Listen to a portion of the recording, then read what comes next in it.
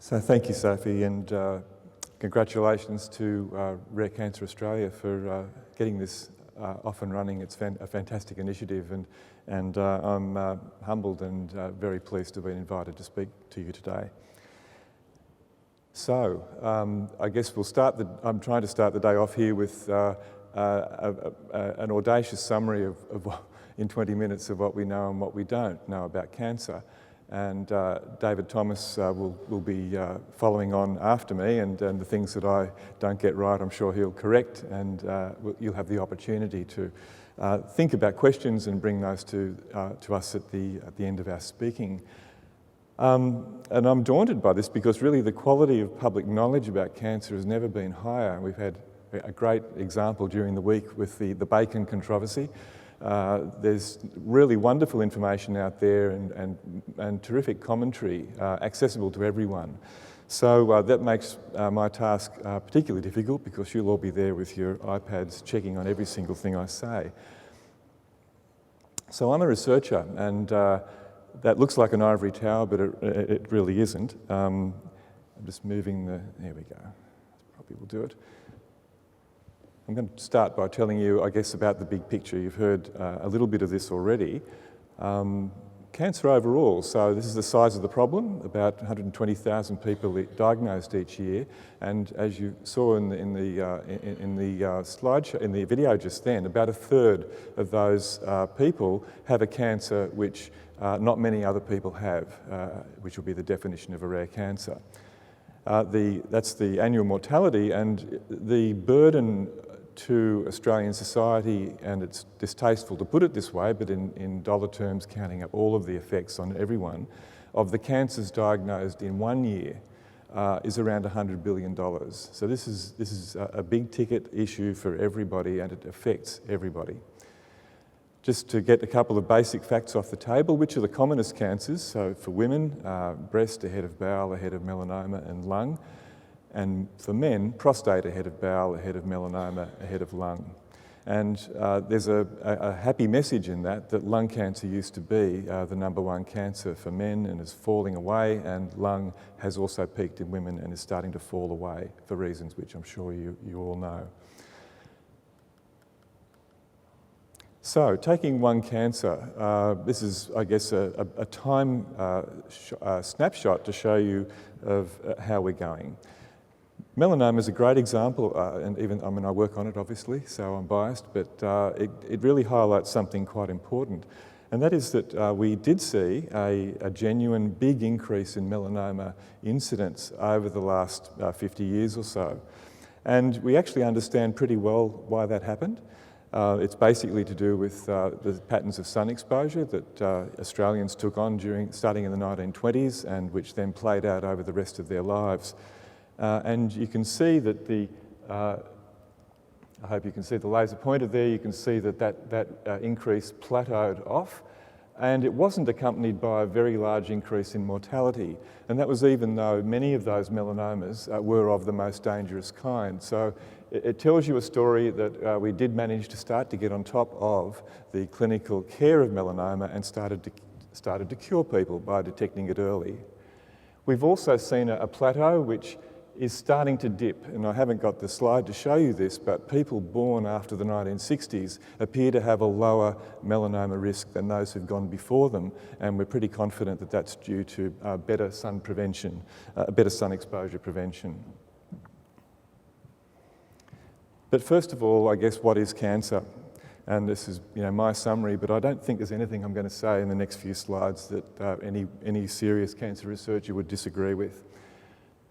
Basically, it's a group of related cells. So these cells have come from a common ancestor cell, and that population of cells is growing and it's multiplying. And if some of them never stop and they can move elsewhere in the body, then they fulfill pretty much all the criteria for a cancer. So what they actually are our own cells malfunctioning. They're growing when they should have stopped. They're living longer than they are supposed to, and they're moving out of the places where they belong. So if those are the problems that a cancer cell has, and of course we all understand the consequences for people when a cancer arises, that growing mass of cells eventually damages our other organs and causes our death unless it's removed. Well, all of those functions we now understand are controlled by our genes, by our software. And they're in different categories. We have many, many genes, and they control all of those functions. And I won't drill into the detail of that, other than let's just say a gene is a bit of software that gets something made in the cell that does a specific job. Each one of those functions is controlled by many genes, and we have about 20,000 genes overall, and hundreds of them are involved in each one of those functions. And that gives you an immediate understanding that once a cancer has occurred, many, many things have gone wrong with that cell in terms of the specific genes that are involved, but the actual number of things that it's doing that are wrong is not that many.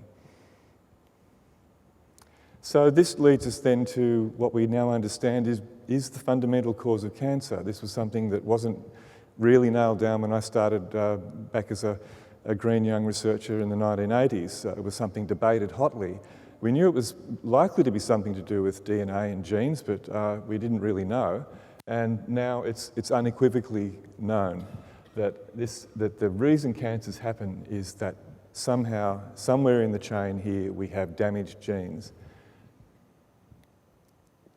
Things that damage genes are in our environment and in our internal environment. Some chemicals, some kinds of radiation, some specific infections, basically some viruses which hijack our genetic control mechanisms and damage DNA.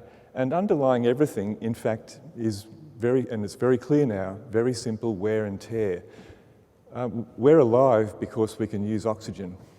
But oxygen's actually a fairly reactive and difficult to handle molecule, and we've had billions of years of practice in trying to use it, and we live on this knife edge of making use of the energy that it can give us and coping with the damage that handling that hot stuff causes all of our cells, all the time, all of our lives.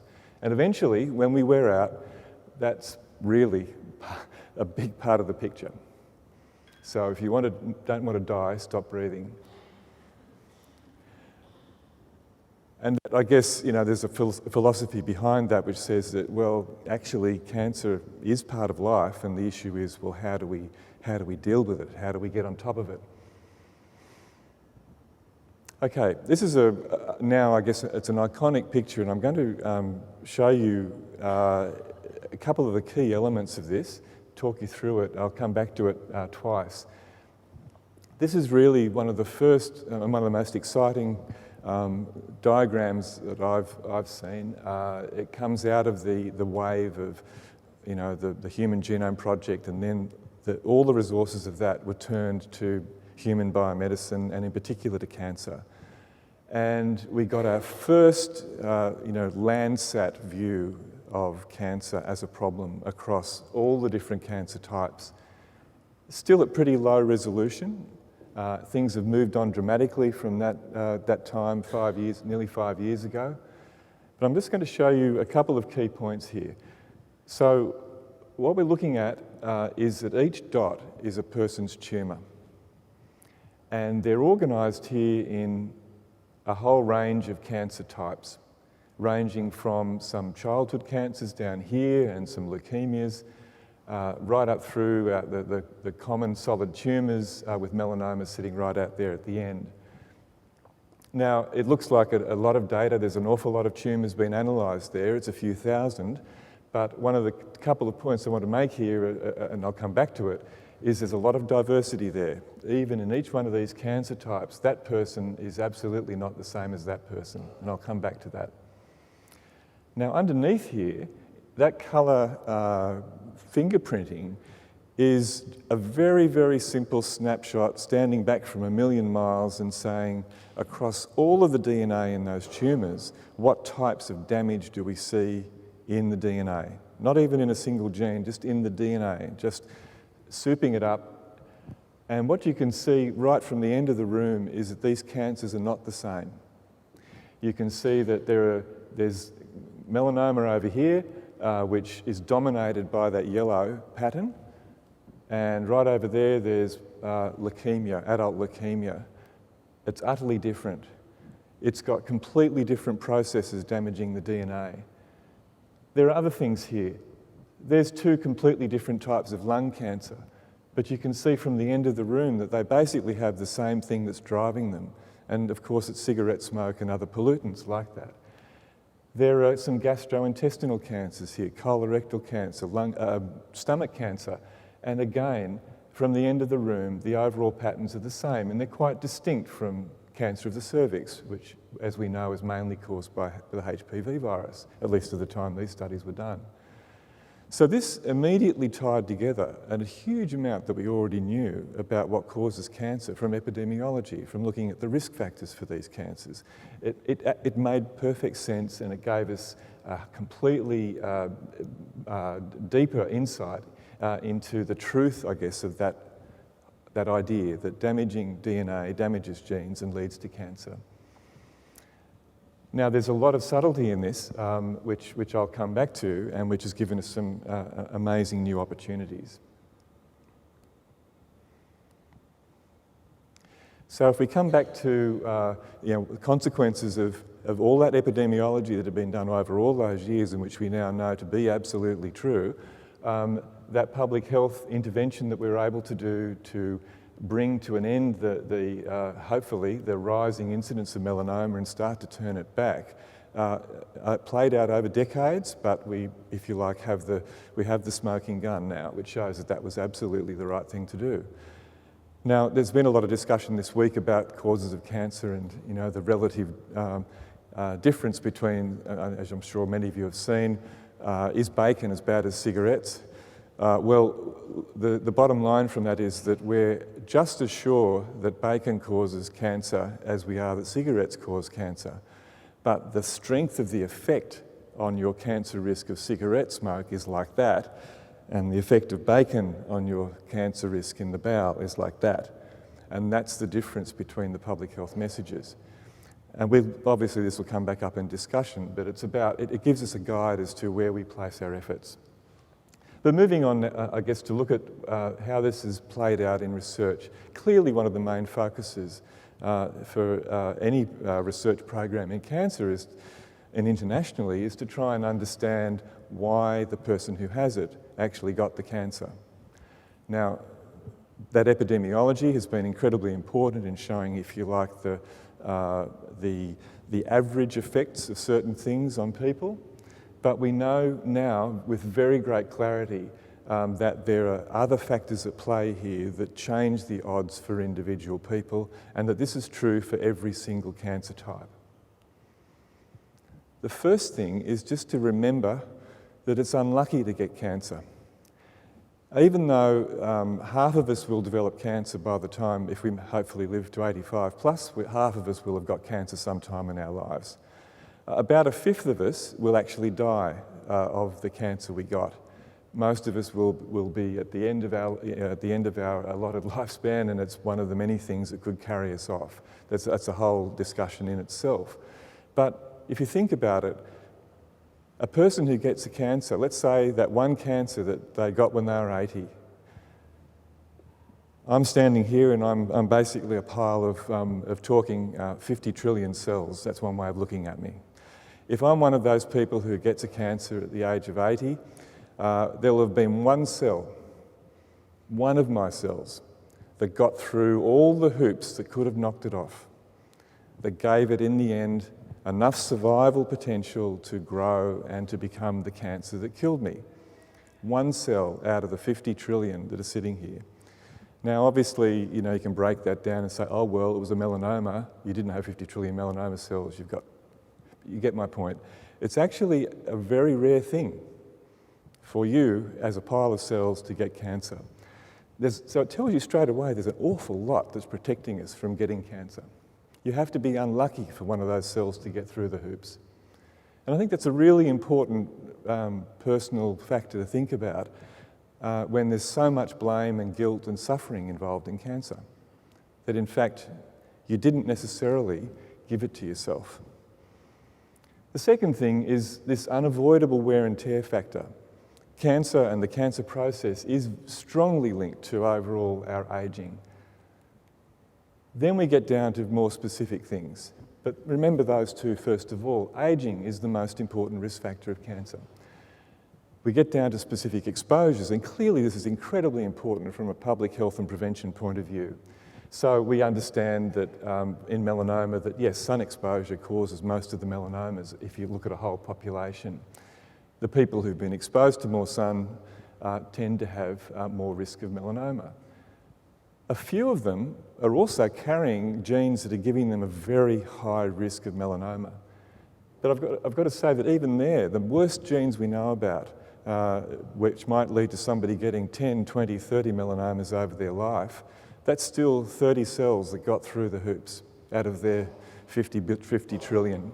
So it's boosting the odds, but it's not like it was inevitable.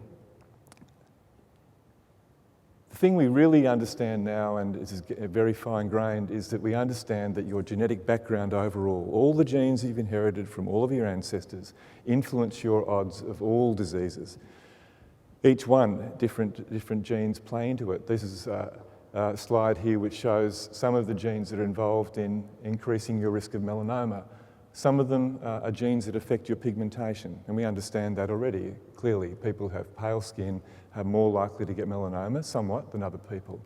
But there are other genes here that are involved in repairing our DNA, genes involved in cell death processes. So these things do link to what we already know. And this is a huge, huge moving target here for understanding prevention and early detection, as you'll see later on.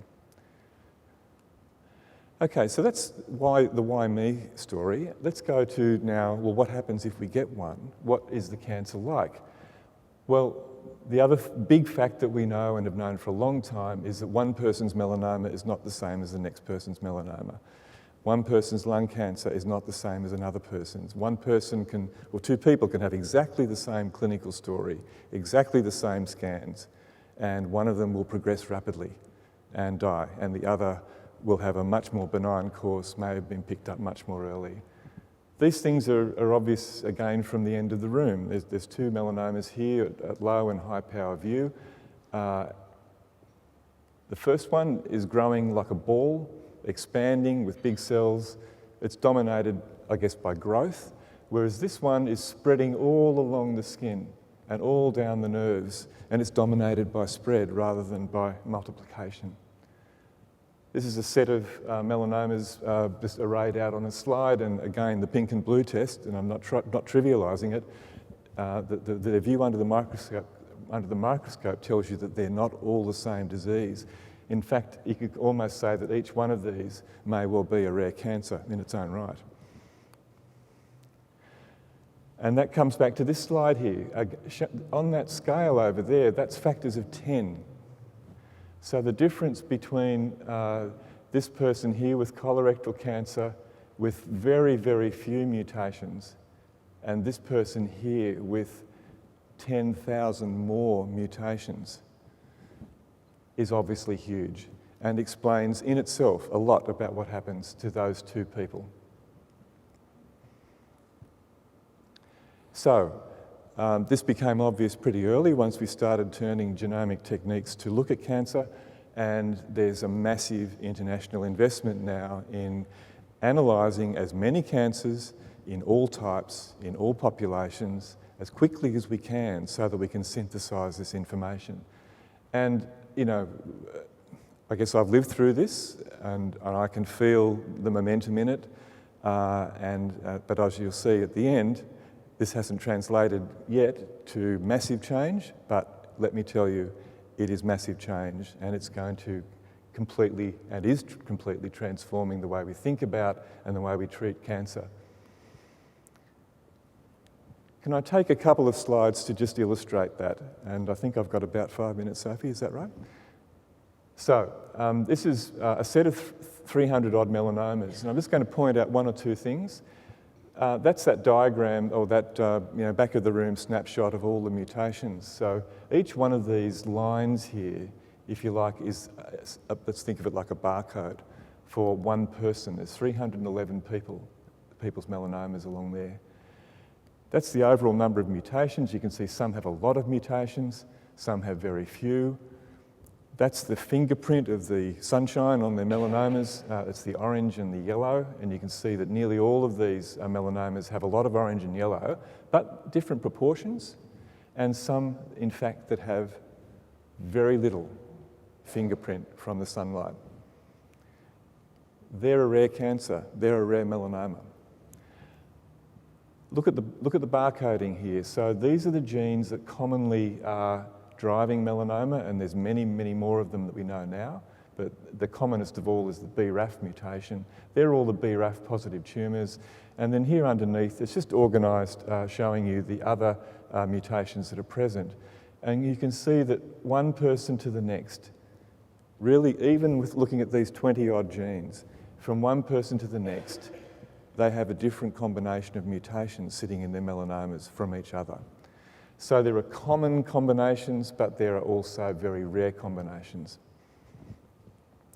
Some of these mutations are targets for treatment, and I'll come back to that in the last couple of slides. Just a snapshot of the way we can now organise the way we see these melanomas. We can look at the circuitry. We can say that in this person's melanoma, that pathway has got a lot of mutations, but that one doesn't. So clearly the drugs directed at that pathway are likely to work more than the drugs directed at that pathway, and vice versa. Rare melanomas, maybe 10% of them have mutations in this pathway. We didn't know that. There are already drugs out there that can treat those mutations. It's just a taste of the sorts of changes that are coming through from understanding this genomic information. Again, from the end of the room, ignore all of the words. A very important thing we've learned about cancers is the way the immune system interacts with them. It's always been a dream and a hope, but we now have some traction on it. We can see, for example, that these melanomas here have a very strong immune activation signal. They are being attacked by the immune system. These people's melanomas are not. We now understand that those people's melanomas are using defence mechanisms against the immune system, and better than that, we actually have some drugs now that switch that defence off and re-expose the cells to the immune system. So, the last couple of slides, really just to say, you know, the audacious summary of everything about cancer. What do we know that works? We know that prevention works. Prevention is by far the cheapest and the best way of avoiding the problem of a person with cancer. There are limits to this, though. You can see that the environment and the exposures that you can prevent are only part of the story, and that for some people, they're loaded up with risk that means they're more susceptible. And if they're susceptible to the things we can't really change very much, like our internal environment, then there may not be much we can do to prevent that. But that's a big topic, and I don't want to minimise the importance of prevention. I think for quite some time, early detection is going to be, if you like, our first line of defence after prevention. And we've done a lot of good here. The story in melanoma is one of the success stories where we've got a lot better at early detection, and there's a huge hope here that by targeting screening based on what we know about people's risk, we can make that much more efficient. We have very good evidence that that's true. Let's not forget that even if you get cancer, it can very often be cured by destructive treatments, surgery and radiotherapy. And this is kind of sleeping in the background, but over the last generation, there have been huge changes in the cost and efficiency of surgery and in the cost and efficiency and potency of radiotherapy. We have newer and better things that work better than they ever have. What else works? I've already mentioned two things. Knowing these mutations has given us some traction. It's given us the ability to target, and almost amazingly, one drug directed at some of these mutations can completely cure people. Mostly that doesn't happen because for various reasons the tumour might be resistant or there are survivors. But that's really what we've been grappling with some of our great success stories in cancer treatment, such as childhood leukemia, that we hit these poor kids with everything and we box off every single option that those leukemia cells for survival. That is definitely going to be the way of the future, but using drugs which are much easier to tolerate and which are targeting these mutations. The second thing is transforming last 5 years, less than the last 5 years in fact, we can now see that switching off those defences for tumour cells from the immune system appears to be an incredibly powerful strategy, and we can talk more about that in discussion. They actually work, and they are changing the face of a tumour like melanoma. We are a long way away from curing even the majority of people who've got metastatic disease, but we are definitely curing some people now with metastatic disease who would not have survived even 5 years ago. It's an example of one of the drugs that hits one of these mutations. And my last slide. Okay, I said I was going to say what do we know and what don't we know, and I really did not want to lay a lot of hubris on you about how great it's all going. It isn't fixed yet, you've probably noticed that. We're getting there. I hope I've convinced you of that. It is fixed for some people. Most people who get cancer are cured of it. We do understand what works. Not everything, not to the best and most optimum form, and we do understand why things fail. I think the end is in sight. I think I'm going to, with any luck, be among the last generation of cancer researchers. And we're really happy about that. But you know what? Our system falls short, and everybody in this room understands that. Even with what we knew 10 years ago, not everyone is benefiting from that. We have got huge gains we can make by the correct application of what we already know. We have some big problems coming, and they're here really. The drugs, and we're going to talk about this later today, the drugs that hit these targets are expensive. And in fact, as you can see, some people have a lot of targets. And across the whole population of people with cancer, no system is going to be able to afford all the drugs that are going to be needed unless we rapidly get down quickly to the few things that in combination really do cure people. And that's the only thing I'm going to say about that now, but hopefully later. And it's still early days for immune therapy. We don't understand everything about that, but there's no question this is a major game-changing event in the treatment of cancer. I'm going to wrap up there and hand over to David and come back later.